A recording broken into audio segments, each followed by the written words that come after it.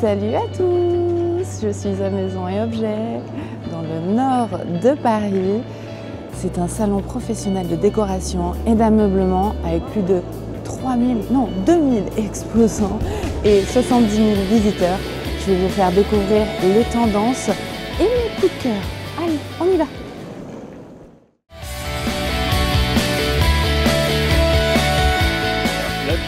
Vous voyez ici, c'est des meubles qui sont fabriqués à la main dans mon atelier à Lille, uniquement avec du bois des Hauts-de-France pour avoir un impact environnemental minimum possible. Et en fait, la particularité, c'est qu'on travaille avec différentes collections. Chaque collection est inspirée de la nature. En fait, on capte une image de cette nature, on essaye de mettre un maximum de codes dans les meubles, ce qui nous permet en fait de créer un fil rouge pour pouvoir décliner le meuble.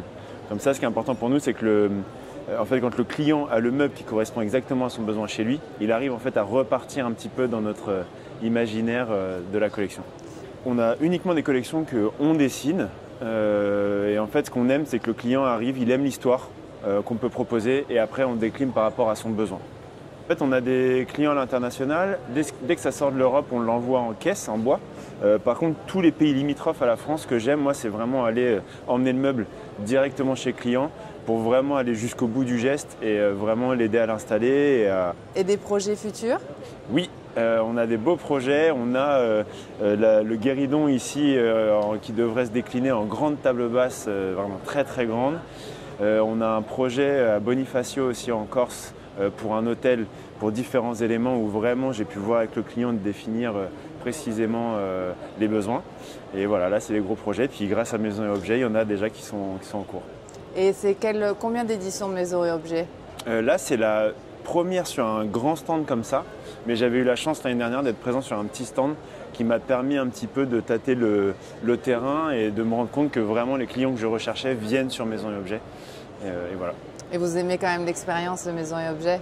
J'adore parce qu'en plus de ça, ça fait donc un peu plus de 4 ans que je me suis lancé et avec les copains on s'est lancé en même temps et on se retrouve sur Maisons et Objets, donc c'est toujours un plaisir de retrouver aussi du support tous les ans. Eh ben merci beaucoup. Merci beaucoup à vous.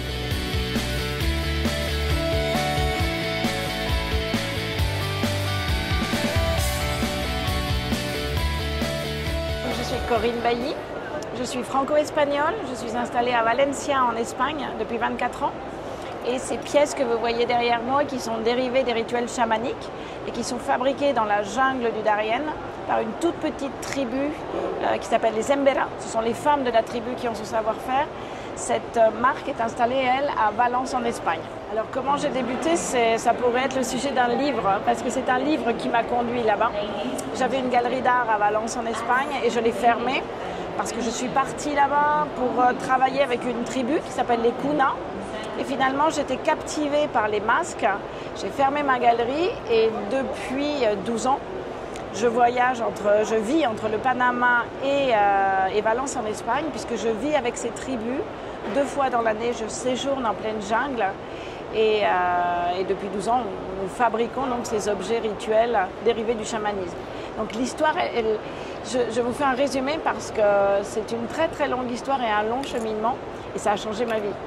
Les projets, il y en a beaucoup, mais déjà le quotidien pour moi, j'en suis fière parce que je connais ces femmes depuis 12 ans, je connais leurs familles, j'ai vu les familles grandir, je vois les bébés naître et grandir. Et cette relation très très particulière avec ces femmes qui communiquent avec moi même quand je ne suis pas là, qui m'envoient des photos de leurs bébés, qui me disent quand elles ont des peines ou quand elles ont des joies, c'est déjà pour moi très très important. Mon projet, ce serait peut-être d'arriver à prendre du temps, à écrire tout ça et à publier quelque chose sur ce travail et cette relation très très particulière avec elle. Oui, pour faire découvrir un petit peu la tribu et comment ça se passe en fait là-bas. Pour faire découvrir cette tribu qui va disparaître et puis pour parler aussi de ce travail qui, au-delà de l'objet rituel et de l'artisanat, je crois que c'est aujourd'hui un objet d'art et c'est aussi une forme d'expression pour ces femmes et pour cette tribu. J'aimerais que les gens qui sont fascinés, qui écoutent, puissent déjà lire l'histoire, les histoires que je raconte sur mon site internet, pour découvrir effectivement l'histoire de ces femmes, l'histoire du chamanisme et l'histoire de ces masques. Eh ben, merci beaucoup. Merci à vous.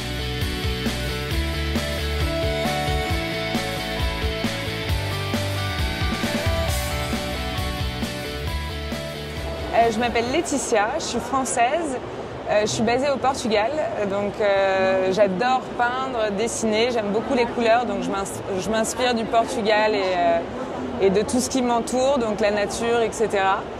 Dans mon travail, il y a beaucoup de femmes qui reviennent, souvent nues, et j'aime aussi jouer un petit peu avec voilà, les mots, les phrases, donc on retrouve un petit peu d'humour aussi dans mon travail. Et la peinture, ça a toujours été votre truc en fait depuis bébé, enfin bébé, oui, petite. Vraiment en plus depuis toute petite, donc j'ai toujours beaucoup dessiné, j'aime beaucoup utiliser mes mains, donc j'aime faire plein de choses différentes, donc que ce soit de la céramique, que ce soit de la peinture, travailler avec du bois, travailler avec du tissu, donc voilà, j'aime bien découvrir toujours des nouvelles choses. C'est quoi vos projets pour le futur du coup ? Pour cette année déjà, il y a pas mal de choses qui se passent. En ce moment, donc, je développe de plus en plus de verre. Je suis en train de travailler aussi sur une nouvelle collection de textiles. Donc ça va être pour toute cette année.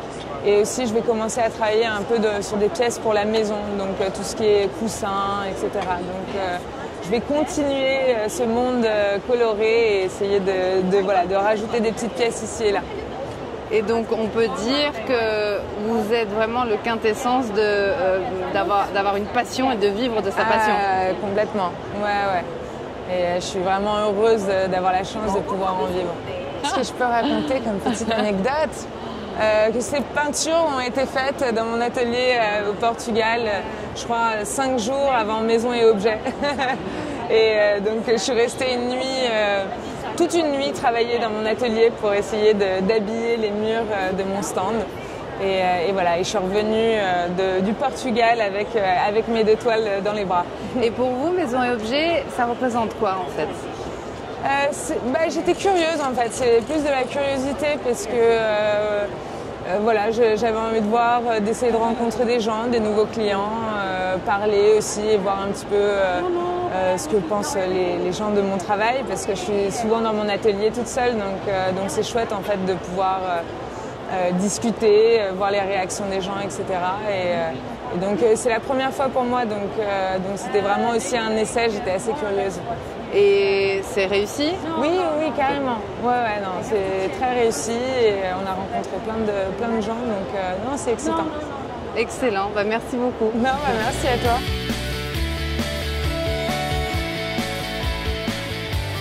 C'est une marque marocaine donc, qui a été créée en 2020. On a créé pendant le Covid. Au fait, on avait des artisans qui étaient au chômage au Maroc. On avait des étudiants aussi en design qui étaient au chômage.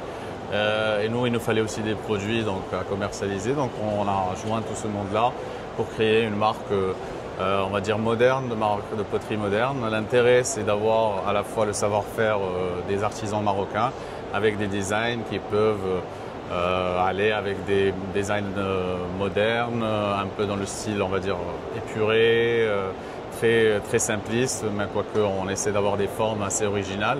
Tout est fait à la main, donc on travaille vraiment à base de terre cuite aussi. Donc la terre cuite que vous voyez là, donc la terre cuite typique de la région de Marrakech. Et après, on a plusieurs textures, donc soit avec de la peinture à l'eau, soit avec de l'émail. Donc pas mal de textures qu'on travaille pour donner des couleurs différentes et aller avec toutes sortes de décorations de maison. Et les artisans, vous les avez en gros trouvés où? Parce que Oui. Ça, c'est le grand défi. Parce que autant il y a beaucoup d'artisans, autant ceux qui sont vraiment expérimentés, qui peuvent faire des belles choses. Surtout, il faut un niveau de qualité, on exige un niveau de qualité assez élevé. On les trouve dans la région de Marrakech, dans les montagnes de l'Atlas. C'est des gens qui sont très simples, très terre à terre, qui adorent ce qu'ils font. Et qui sont toujours très à l'écoute de nos besoins, de tout ce qu'on fait, et puis des nouveaux designs. Donc eux aussi, ils étaient curieux quand on leur a montré au début les premiers designs qui sortaient un peu de l'ordinaire par rapport à eux. Mais vite fait, ils se sont adaptés et depuis, on travaille très bien et on fait des choses très sympathiques. Nos produits maintenant, on a commencé au Maroc, maintenant on distribue en France. Et maintenant, on élargit encore à des pays mitoyens, c'est-à-dire la Belgique, l'Allemagne. On est allé même au Japon et aux États-Unis. Donc voilà, on est content, puis on essaie de développer ça le de plus en plus et d'essayer d'agrandir un peu la collection. Je vous avais présenté, donc on est passé de choses mat comme ça, on essaie de jouer sur les textures, où là on va avoir des choses un peu plus émaillées, avec des patines, des finitions différentes. On fait des choses aussi comme ça. Comme vous voyez là, c'est de l'émail mat, ça c'est très tendance, surtout avec les couleurs de l'année, donc dans laquelle on essaie de se rapprocher. Donc ça plaît beaucoup. Et aussi, on essaie de développer d'autres objets. Donc l'idée, c'est pour 2025, c'est de travailler aussi sur du luminaire. Parce que vous savez, la base, c'est plus ou moins la même. Un vase peut être facilement détourné dans une lampe en abat-jour, une lampe au chevet. Donc l'idée, c'est aussi de travailler ce côté-là pour ne pas rester que cloîtré dans la fonctionnalité du vase.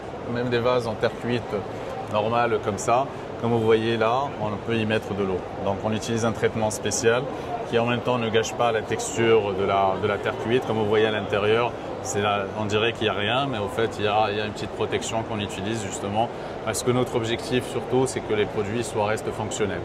Donc on essaie de joindre à la fois un respect de l'environnement, en même temps un respect de nos artisans, donc on traite bien et qui sont rémunérés à un niveau au-dessus de la moyenne nationale, mais en même temps on cherche toujours à garder la fonctionnalité du vase pour qu'il puisse être utilisé, que ce ne soit pas juste un objet déco, mais aussi un objet très fonctionnel.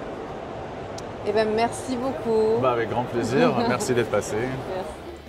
Au-delà de mes coups de cœur, certaines tendances ont marqué cette édition de Maison et Objets. La première, les formes de partout, courbes, organiques, structures asymétriques, on s'éloigne des lignes rigides. Ensuite, le mélange des motifs. Cette année, on ose des associations surprenantes. Rayures, motifs, géométrie superposée, une exposition visuelle qui casse les codes. Le rotin continue de s'imposer, mais avec des interprétations plus modernes. On les retrouve sous la forme de mobilier ou luminaire. Les textures aussi jouent le rôle clé cette année, de l'effet ondulé sur le bois au velours céramique texturé, créant une expérience sensorielle dans nos intérieurs. Et enfin, le vert est partout.